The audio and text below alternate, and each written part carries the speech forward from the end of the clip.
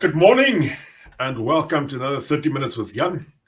This is Thursday morning. I think it's the first, it's the 1st of September, so it's spring basically in New Zealand. Well, you could feel the spring outside. It was a bit chilly this morning still, but it looks like it's going to be a great day. So I don't know what it looks like where you guys are. Perhaps you can send me a few messages stating what the weather is your side. But this week looks like it's going to be a wonderful week. So first week, basically, that we won't have any rain until the weekend. And let's hope that we can get some fishing in this weekend as well. Myself and Mariska has been away for a few days on a retreat sponsored by one of our insurance companies. And they did an absolutely astounding job for us, taking us away out of the normal hustle and bustle. But the biggest problem was we'd have no phone connection down there. So we are a few phone calls behind, but we'll catch up with everybody today and hopefully get back to everybody that sent us messages or left us messages. So yeah, and I gotta say, good morning as well. Good morning. She's still on retreat time. I'm sorry about that. So I had to do all this in 20 minutes. Really? Okay. Yeah. Okay. Let me just get this microphone down there. Did that all this in 20 minutes? My hair is still not done, but yeah. Oh, okay. Okay. Are you going to tell him what you forgot to take with? I forgot my hairbrush. And we were quite far from the nearest town. We were out of range of everything except a little bit of Wi-Fi, so I could see or do a few emails, but the Wi-Fi was coming and going as well. Yeah, so I was looking like Phila the whole weekend. But anyway. But yeah, well, that's one of those things. Yep. Phila? It was really good. All right. Did you tell them that you had to wake up to do yoga every morning? Oh yeah, I did well, yoga actually at 7 o'clock every morning. I did all the stretches and the downward dog and the upward childbearing. Oh no, that was the lady was childbearing. Yes. She was actually very far pregnant. Yeah. I don't realize how she laid on her tummy. That I can't understand. Okay. All right, what are we talking about? We're talking about the period after visas was approved. You saw no, not after it was approved. Yeah, maybe even approved, but the waiting time, waiting and approval, and those things. So what do we do? Yeah, what do you do from the time that you submitted your visas, and now you have to wait? And what do you do in that time except stressing yourself to bits? I want to say good morning to Ilona, Karina, and Karina. Oh, happy Spring Day. Yeah, yes. Spring Day. I told them all about spring, and I said, you'll be dressed. You look like a yellow sunflower. Daffodil. What's it? Sunflower. Is that a son-in-law? Yes. Oh, my goodness. Okay, now okay. Something new. So that period is a stressful period. It is very stressful. Because, first of all, it's about 5 divorces long. Yeah, you don't know if your visa is going to be approved. Approved, yeah. And there is so much that has to happen from the time that your visa was approved until the time that you fly, which you can't actually do anything about before you know that your visa was approved. And we did it that way. Yep.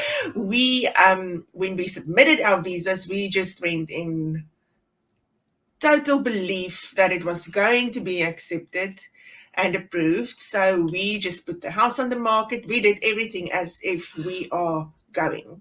Well, we made up our mind we're going to New Zealand. Yeah, which is not a bad thing. I think that was the right attitude at that time. Yeah, sometimes the time from your visa is approved until the time that you have to fly is very short. I know of people that had like 2 weeks. We had, 2 weeks, 3 weeks? Oh yeah, between the last portion. Yes. When we applied for our visa, we had another year. Yes, but I'm talking now from the time that your visa is approved until the time that you fly. Oh, it was about 3 weeks. Yeah, it's not like you have enough time then to sell your house and get everything else, sell the cars and so forth. So that's what we did. We put the house on the market. So there are so many things that you have to think about that has to be done before you can actually put your foot on that plane. And that in itself is very stressful. So if you can just think, what did we have to do before we could there's so many things that you must do, and so many things that we had to stop all the cell phone contracts. Luckily, we were at that point just going off a contract and went on to, what is that thing called? Prepaid. Yes. Prepaid. So I went on prepaid and struggled to get the contracts paid because there's a lot of stories. Then we had to arrange with the banks that we are leaving. We arranged some travel insurance for the period of time that we're traveling. We had to arrange with the banks ways and means to access our PIN numbers that they would send us, because we wouldn't have SIM cards anymore, or South African SIM cards anymore. That was a rather interesting experience, but we did that. So, and I can say they did understand where we came from, and eventually we got everything done, except for the cancelling of the contracts of the cell phones. I'm still owe them money, and I can't pay them because they can't send me an account. Yeah, well, that's just one of those things. I hope they've forgiven me by this time. It's like a TV license. You just can't stop it. You just can't stop it. You'll have it forever. Yeah, it's a lovely thing, actually. Yeah. Then you have to think about packing. We contacted a company to come and pack our stuff before we knew that your visas was going to be approved, and it was in storage. It was in storage, so you have to do that. We had to think about what we're going to do with our pets. You have to think about your house. If it sells, we put it on the market and it was sold in 2 weeks, which we didn't expect. So we had to travel from friend to friend, family member to family member. We actually went holidaying for about... Yes, it was actually a really good time for us. Although it was very stressful, by that time we were very amped to come to New Zealand. So we were looking forward to it. Although it was stressful, we had a lot of time to just kind of say goodbye to South Africa. So we went on holiday for quite a bit because we didn't have a house. So there was nothing that we could worry about. So what else do you have to think about? I think the worst thing is just the thought of saying goodbye to your family. So that really worked on my nerves all the time, because you knew it was coming. But like we said, we had a year and a half in which we could say goodbye quite a few times. Yeah. So morning, Dani Kitching away, Sean, and good morning, Vanita. What the other big thing that you got to think about is traveling from New Zealand, or traveling from South Africa to New Zealand, the amount of weight you can take. Because they do charge you extra for every kg. I had to pay 700 Rand just for 1 kg because I was 1 kg over. Yeah, so they do charge, but you got to pack up correctly. You got to pack up for the season that you're going to arrive here, if all of your other stuff is in the container. And you got to remember that container can probably take a bit longer than normal due to all the delays these days with all the harbors and stuff that has been having problems since COVID. So our container took 46 days, but was delayed for about another week. I've heard people now talking about much longer periods than that. So just keep that in mind. Yeah, just make sure that you bring most of your stuff with you. You will actually be surprised to see with how little stuff you can get around. Our stuff was packed for a year, which we only had the clothes that we kept out. But I kept on working for this period of time, except the period that I was in hospital. Yeah. And the problem was we had 2 laptops, we had a printer, and everything. Every evening we had to pack underneath our bed, then go to sleep. Tomorrow morning, pull everything out from underneath the bed and just go on. So Kia ora, Ashwin. Kia ora. And then Sean just say, I think one of the things you need to think about is trying to come to New Zealand as a family. If not always possible, but if I could do it over, I would. I think Sean was more than 2 years without his wife. Yes, so, that was a hard one. Yeah, it's a tough one. That was a hard one. Sean also saying it currently looks about, if it costs about 1,000 Rand per kg, if it was over. If I just work out the maths on that one quickly. So it's a very tough period. It's a period of, I want to say, total uncertainty. Yes. Because you've put all all your money, all your mind, all your thoughts, all your sweat. You put everything either in a container or a box or an idea to move to New Zealand, and you're hoping that you have ticked all the right boxes and that things will go as it's supposed to go. But sometimes life Yeah, throw the you a very unexpected things bad happen. curveball. Yeah. Yeah. But just don't get dismayed. Don't give up. Yeah. So I'm gonna put this thing down. Yeah. And just keep on believing. I mean, if it could happen for us, it can happen for anyone. We really thought that it was not going to happen. So yeah, anything is possible. We were so far on giving up that we had a date. We had a specific date. We said if it doesn't happen at this specific date, we're pulling the plug. I mean, that was more than a year and 2 months about after we started the process. We just said, if it's not happening at this date, it's probably not meant to be. So we were already looking at other houses to buy. We couldn't really find anything or anything nice and so forth. But it's a good thing. Keep believing, it will happen. It's a good thing we didn't find anything. And I'm glad we've left. So if people ever wonder if it's worth it, I know there's people that say it's not worth it. It is totally worth it. Look at that one. Hubby and I have become little snapping turtles. It does happen. It does happen. But everyone is stressed, so you really you can't be. It can't be anything else. But you got to make peace before you get into bed tonight. That's the important thing. You got to keep your sanity. You got to keep your sanity. Because you can't fight on the airplane. The space is just too small. Yeah, but I think your mood just changes. That when your visa is approved, it's just like, okay, wow, it's happened. And that second you get that email, you don't know if you want to laugh or cry or both or whatever you want to do. You just don't know what to do. It's just an absolutely an amazing experience. And that's when the real hard work starts, because yes, I know of a lot of people that still have houses in South Africa that didn't sell their houses, and it's really a struggle from this side. If you want to get rid of that house, then unless you just want to keep it and have it rented out. But yes, it can be difficult to try and do anything from this side. So everything that you can do from that side, on that side while you're still there, do that. You're really going to struggle to cancel your contracts and stuff from New Zealand because of the time difference, and you can't phone anyone. And what happened to me is I didn't think of that, but when we left South Africa, I was at Nedbank, and every time you do a transaction, they send you that PIN to your cell phone, and I didn't have that cell phone anymore. They couldn't send me a PIN, so I couldn't do anything with my Nedbank account. So in the end, I had to try via email to get someone to kind of just help me to change that to receiving emails instead to do the transaction. So that's small things that you have to think about while you're still there and while you still can do it.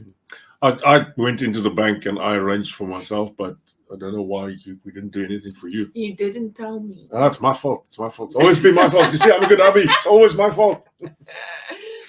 Somebody just saying, hi, the process is so stressful, but moving step by step, getting closer. What did you do for banking on that side before moving to NZ? The nice thing about banking this side is it's easy, it's convenient and quick. You can open a bank account from South Africa. You can just go on to something like Westpac offshore or immigrant bank accounts. Just go on Westpac immigrant bank accounts. That's what I did.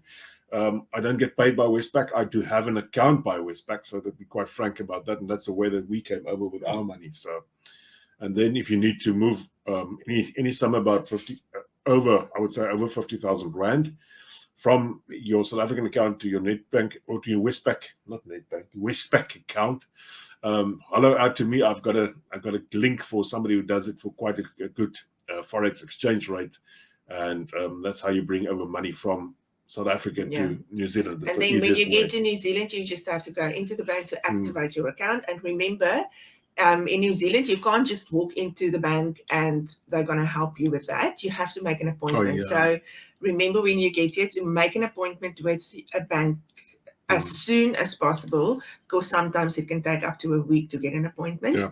And what we did when the second we heard about the appointment, we asked them to look for an appointment. Because let's go back one step. We arrived in Auckland and we went to the nearest bank from the airport, which was supposed to be the quite dodgy area with didn't bother us. When we walked in there, they didn't have any appointments available, but I asked them if they could make an appointment for us with a different bank. We had to travel right across the city for the next day to get to a different bank where we could get our appointment. And then they gave us a temporary card, just a normal temporary card, which we could use for about 3-4 days until the real one came in the post. So Bonita just saying with banking, you can change it to email and not cell phone. Do that while you're still in South Africa. Just do that then. Ivor saying something, Ivor Brenton Stein says something, you need to get timing of resigning, cancelling medical aid insurance, as well as the last time to say goodbye to family. So you get that, you need to get that timing, you need to get the timing right. It's quite important. You can't resign and then sit for 6 or 8 months without an income. I mean, that's what I did. Well, we were on our way to New Zealand. So on the insurance side, keep your insurance as long as possible, especially the vehicle insurance. If you stole your house, cancel that insurance. I mean, you're going to pay for something that is not usable. And then life covers and those stuff, keep that until you are here. I can help you change that very, very quickly. Yeah, but don't cancel it before you've got new. Can you cancel? Is it okay to cancel? Yeah, it's okay. I cancel a lot of South African medical insurance. You can cancel, but keep it. Just let them cancel for the month out. That when you are going to get on the plane, you're still covered for that. Yes. If anything happens in the last few hours, you stop on the airport, and then you're stuck in a government hospital. That's the last thing you really want to go. Yeah, that's a good idea. Somebody just saying, Leon Barnard saying, would you pay out your pension if possible and move that across? Please, I see you're trying to make it harder to cash. Actually, they are trying to make it harder to cash out your pension when you resign from March 2023. Yeah, I've seen there's quite a few different ways and means that they are trying to stop pension payouts. If you can get your pension paid out, just remember the following: you are going to get taxed on that. Don't fight that. That's one of those things. You can do nothing about that. The insurance company will ask SARS about the tax directive, and that's what you got to pay. So if you can get that out, pay that out, and get it moved over somewhere in the line, you are going to pay that tax. If it's now or 5 years down the line, you are going to pay that. Yeah. So. Yes. What else did you have to think about? Wow. The other thing that I really took time with is selling my vehicles. We had 3 cars, and just to sell them to the highest bidder wouldn't have been beneficial to us because we have still outstanding amounts on the vehicles, and we didn't want to pay out or pay in too much of those money. Yeah. In the end, you used We Buy Cars, is it? Yeah, I used We Buy Cars for the one car, and then they gave me a stupid price on the second car. Okay. And I gave them about. No, the second car we sold off to Volkswagen back. Okay, in Mosselbaai, yeah. Okay. So. Yeah, so that's all stuff that you have to think about, but you will lose money on your vehicles. That is just keep in mind that you lose money, but that's just one of the things that you have to. If it's a small price to pay. Yeah, I think I had to pay something like 130,000 rand. That's a lot. That's a heck of a lot. It's about 3 cars in New Zealand, so. Yes, that is a lot of money. Yes, and then I think the hardest thing, or one of the hardest things, was the animals. I know people. We were thinking of bringing. We had cats. We were thinking of bringing them with us, but we had 4 at that stage, and we really couldn't afford to bring 4. Yeah, it's 200,000 It's really expensive to transport your pets. My biggest fear with the cats was South African cats. So they were Afrikaans. I was just worried about a Kiwi dog barking at them, and they didn't understand that. So. COVID. So in the end, then we were thinking, okay, maybe we should bring 2. But then how do you choose between your children? You can't. And then luckily all 4 could go to the same people. And so in the end, but that is one of the first things that I wanted to get out of the way, because that was really hard and stressful. I was crying about the cats from the time that we submitted our visa applications until the day that we moved. You cried more about the cats than the kids. Let's hope the kids is not listening today. So I would think just what I found was really helpful for me. I don't know how you had it, if you had a system in your head, but I just kind of I wrote everything down that I had to do and made kind of a list. And then I just gave myself time frames. So I would say by the end of next week, I have to do this and this and this and this. And then by the end of next week, this is what I have to do. So that kind of, I just had a system. Otherwise, my head was just spinning. I had an Excel spreadsheet. Okay. I had a full Excel spreadsheet. And even that wasn't enough. There were still small things that I suddenly realized that I should do this as well and do that as well. But I had a full-on Excel spreadsheet, especially with time frames.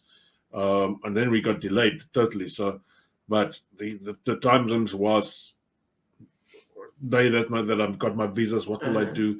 The day that we leave for the airport, what should we do? And so forth. But it was a whole time frame, but it got scrambled up, and luckily I could move the stuff around the Excel spreadsheet. So yeah, and I think the one thing that you don't think about, but it's I think it's the most important one, is your mental preparation for this.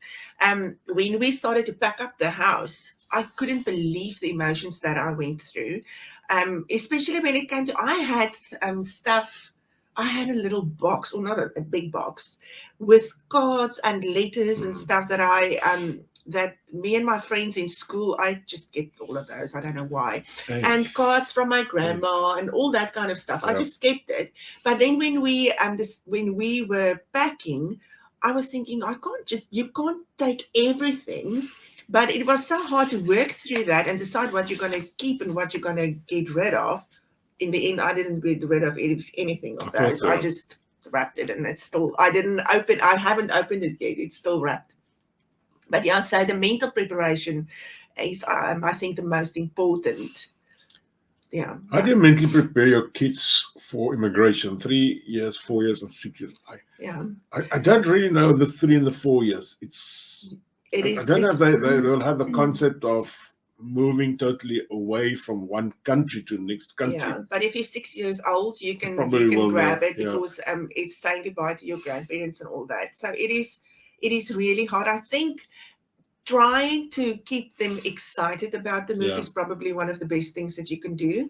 The same if it goes for you. You have to keep yourself excited about the move. Because it is really hard, but I don't know. And remember, if you're not excited about the move, the kids are going to pick it up. As easy as that. They'll pick it up, and they will also reflect negatively with that. So if they have to say goodbye, no, they have to say goodbye. I fully agree with that. But, but the second, if you become negative about this whole process, then the kids will pick that up and they will feed off that as well. So you got to keep yourself positive, and you got to keep the kids positive as well. And I think it's difficult. Yeah, it's difficult. And I think another thing also, because it is very exciting when you get here and everything is so beautiful. And I know some people say that their kids it's like they instantly knew that it was safe. They just started running in all directions, going to the park, not even looking for car. They just instantly felt safe. That's what I heard from people. So, but after a while, I can imagine that they will start to miss their friends and their grandparents and stuff. So just keep that relationships, and it's up to you as a parent to help them to keep that relationship alive. It's also the responsibility of the grandparents. Being a grandparent, I know it's not only up to the mum, it has to come from both sides. So it's hard work. But yes. Yeah. Vanita's just saying that the Kiwi dogs don't understand the word footsack. And she also says, I think moving with teenagers is much worse. You have to deal with their emotions and hormones. That is so. Nicolette saying, immigration is a huge emotional roller coaster. It is. It's probably one of the worst things you'll ever do in your life, but in a good way. Yeah, but it is hard. It is very hard. You can't get around it. Yeah. Face it. It's hard, and it will be just bear with hard. it. Go with that. Go with the flow. Yeah. Do it. So. The thing is, what you have to know before you come, you will always be an immigrant. Yep. So that's not going to change in 5 years, 20 years, 40 years. Even if you got your Kiwi passport. You'll always be an immigrant. So just keep that in mind. But you know what? there are so many immigrants in this country. I was just looking this weekend again when we were on the retreat.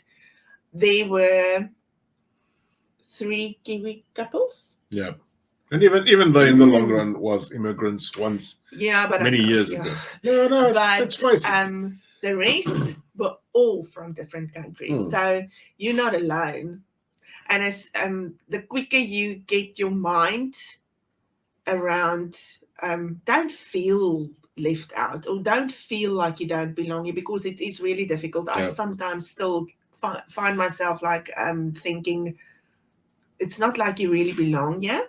But you know what? You belong anywhere. The whole world is, God gave the whole world to all of us to live in. So. Yeah, and the whole thing is about us as South Africans. We are people that can move because we've moved from Europe, we've moved here, we've moved all around in South Africa. I mean, if you move from Johannesburg to Cape Town, that's just about it's a huge move. It's a massive move. Yeah. You start your whole life all over. And you can do it from Johannesburg to Cape Town. You can do it from Cape Town to New Zealand or from wherever else to New Zealand. So I think if I can, the most important thing I would say is just to get your mindset right in that time, in the waiting time for your visa. Mentally just prepare yourself, because it's not going to be easy. But just keep yourself excited. We were so excited. Just keep yourself excited. I was just saying our teenage boys adapted very well and made friends very quickly. That's interesting. I always find that the kids make friends way faster than what the parents are. The parents are still worried about the kids going to make friends. But I also find that the boys adapt quicker than the girls. Teenage girls, they're really a species on their own. It's not easy to be a teenage. Weird. Yeah, I know. The teenage You're girls a weird species. Coming from a rib from one man. Oh, goodness me. So yes. You should have used some brains as well. So. Yeah, just be there for them. And you know what? There are people here that I know that there are counselors in every school. And I think just encourage them to make use of what is available for them to help them. Yeah. And you got to adapt. I just want to put this up there quickly. This is probably quite a good one. Technology is, however, much better than years ago. It does make it a little easier. It does, because you can now FaceTime or WhatsApp call or Zoom or whatever with people that you're not near to. So yeah.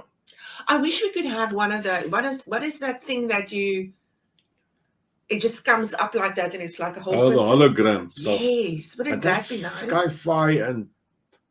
But I want that. Imagine. You still can't hug it, but at least you can see the whole person. Yeah, but that could also be scary. Okay, we're talking nonsense. All right, guys, let's wrap this up. We've got another minute about to talk to the lovely people out there. Another 2.5 weeks, and we'll be in South Africa. Oh, yes. And that'll be another 2.5 weeks of being in South Africa. We will do 30 minutes from Jan from South Africa. I will do it if we have power. So if we don't have power, I'm sure we will. We'll be in Cape Town, so I'm sure we will. Oh, there's one that's going to be.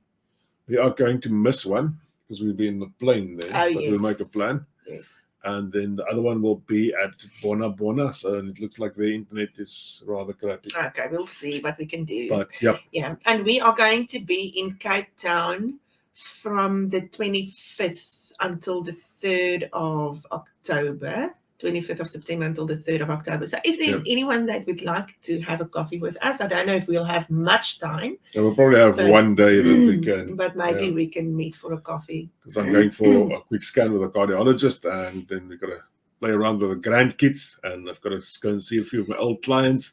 Who is that's saying Buna is near my house? Oi! Who are you? Kom ons braai. It just says Facebook user. I don't know who it is. Yeah, you can have a look on the pages and see who that is. Okay, we'll have a look. Yes, okay. So we'll talk next week again. Yep. All right, guys and girls, thanks for your time this morning. Your weekend. Spring day looks good. Sun is shining. Sun is shining, yeah. So, all right. See you soon. Okay, bye. Bye.